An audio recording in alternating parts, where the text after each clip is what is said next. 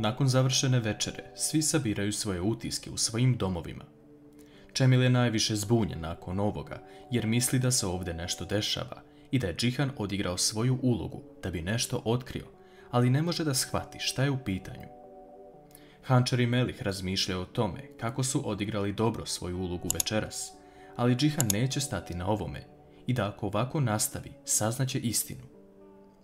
Džihan u tom trenutku sedi sam u kancelariji i gleda zajedničku fotografiju koju prosleđuje Melihu na telefon. Sutra ujutru Gulsum dolazi u Bejzinu sobu i moli je za oproštaj, pošto ne može da nađe novi posao, a nema nigde da ostane da živi. Bejza joj daje novu šansu, ali samo ako pospe prah iz bočice na Hančarinu hranu. Gulsum se plaši da to neće ugroziti Hančarin život, ali Bejza govori da će sve biti u redu. Ubrzo nakon toga Gulsum otvara vrata vile i tu joj jedan čovjek daje ono što je tražila, a to su kolači koje Hančar voli. Gulsum posipa prah iz bočice, a preko toga šećer u prahu kako bi zamaskirala trag, te odnosi to na Hančarina vrata i ostavlja. Hančar se vraća sa posla i pomisli da je Melih ostavio ove kolače, jer ona to voli. Ona jede kolače, a Melih je zove, pitajući šta će danas jesti. Hančar govori da je ostalo hrane od sinoć, ali i to da joj se sviđaju kolači koje je on ostavio. Melih govori da nije doneo nikakve kolače, a Hančar tada biva loše i prekida vezu. Hančar nekako uspeva da siđe sa sprata i ode napolje i baš u trenutku kada pada u nesvest, to vidi Ajsu, ali i Džihan, koji tek dolazi sa posla. Džihan uzima Hančar u naručje i odvodi u bolnicu, dok su svi ukućani skupljeni ispred vile i ne znaju šta se desilo. Ovdje vidimo zabrinutost prisutnu kod Sinem, Fadime, Ajsu i Gulsum, jer se ona plaši da nije nanela veliku štetu Hančar, to jest brine se za svoje dobro. Ubrzo Melih saznaje šta se desilo i odlazi u bolnicu. On tamo sreće Džihana koji čeka ispred i govori da je samo pronašao Hančar kako leži na podu i doveo je ovdje. Doktor izlazi i pita Meliha koliko vremenski je njegova žena trudna. Melih se zbuni na to pitanje, govoreći da je 4 mjeseca, ali ne zna koja nedelja.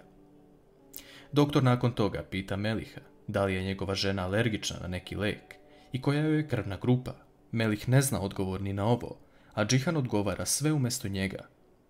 Medicinska sestra zove Meliha da uzme određene tablete za Hančar, a Džihan koristi priliku da ode do Hančarine sobe. Hančar sanja o tome kako je Džihan došao ispred nje i ona mu govori da je krila istinu od njega da je dete njegovo. U tom trenutku medicinska sestra prilazi Hančar i budi je, a Džihan stoji na vratima. Fadime dolazi u posjetu Hančar jer se zabrinula za svog unuka, a Džihan tada odlazi kući. Ubrzo nakon toga, Melih i Fadime pomažu Hančar da se vrati u svoju kuću. Tu vidimo da su se odnosi majke i sina popravili i da je sada sve u redu.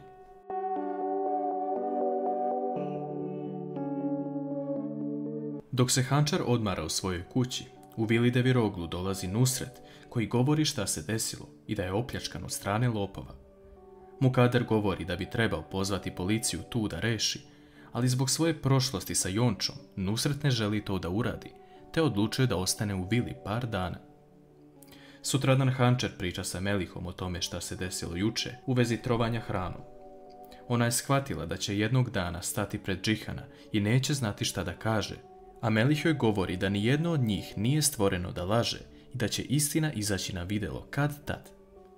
U međuvremenu, Engin dobija snimke kamera iz klinike u kojoj je radila Yasemin. On i Sila gledaju snimke od tog dana i u jednom trenutku se na pultu pojavljuje Bejza. Engin već počinje da sklapa dešavanja i počinje duboko da sumnja na Bejzu. Hančar zove Engina pitajući ga da ne dođe danas na posao jer se tek oporavlja, a Engin govori da je to u redu i da će on i Sila danas doći da je posete. Ubrzo nakon toga, Džihan vidi otvorena vrata od kuće jer je Melih otišao da pogleda kantu za smeće kako bi nešto našao. Džihan ulazi u kuću i pita Hančar kako je jer se brine za nju. Ona mu govori da je sve u redu, a on ne želi više da se zadržava, te kreće napolje. U tom trenutku Hančar kaže njegovo ime i on zastaje. Hančar se sprema da mu kaže celu istinu, Ali tada se pojavljuje Melih koji govori da je pronašao kutiju sa kolačima i nazvao tu firmu, a da su mu oni rekli da je neko iz vile naručio kolače. Džihan odlazi, a Melih govori Hančer da je video Gulsum juče da izlazi iz njihove kuće, što znači da je sve to Bejzin plan. U tom trenutku dolaze Engin i Sila. Engin govori Hančer da nisu samo došli da joj požele brzo oporavak, već da imaju jedno sumnjivo lice za Yaseminin slučaj. Engin pokazuje video snimak gdje se jasno vidi kako Bejza dolazi na pult i kreće ka laboratoriji. Hančer povezuje sve što se desilo i svi zajedno dele mišljenje da je Bejza kriva za Yaseminin gubitak života. Engin govori da postoji samo jedan način da se izvuče istina. On predlaže da lično ode u vilu i uzme uzorak Bejzine i Gururove kose i odnese na DNK analizu kako bi se utvrdilo da li je Bejza majka detetu. Engin ulazi u vilu i odlazi u sobu gdje se nalazi beba, te uzima Bejzinu dlaku sa kose preko njenog češlja, ali ne uspeva da uzme Gururovu dlaku sa kose.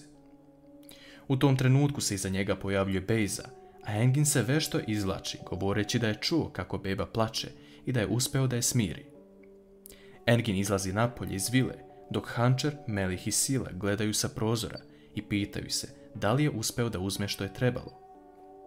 Džihan se baš tada vraća kući i nailazi na Engina koji izlazi iz vile. Da li će Engin uspjeti da se izvuče i vešto slaže Džihanu zašto je bio u vili?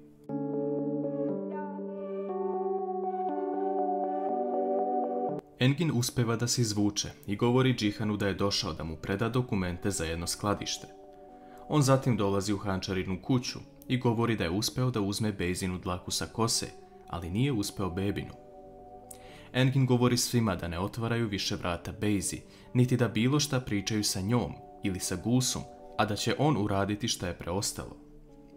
Sinem sumnja da Melih i Hančer zapravo nisu u braku i želi da potvrdi to tako što zove Meliha i želi da se vidi sa njim iza kuće. Melih prihvata poziv i dolazi na određeno mesto. Sinem mu govori da zna da oni ne spavaju zajedno i da mu prizna šta on ima sa Hančer.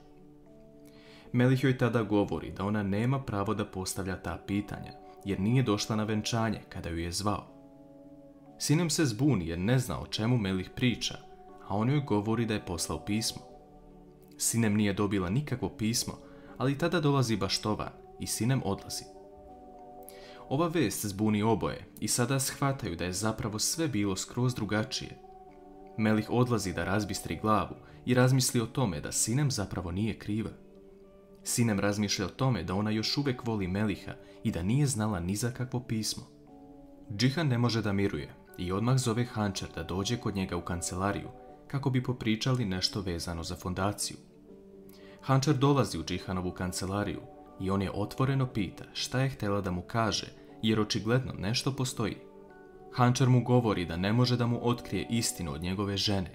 Ona navodi to da je jedno veče ušla u vilu i vidjela kako je Bejza stavila ruke oko njegovog vrata, a Džihan govori da onda nije vidjela sve, jer je on tada otišao od nje, jer ne može da je pogleda očima.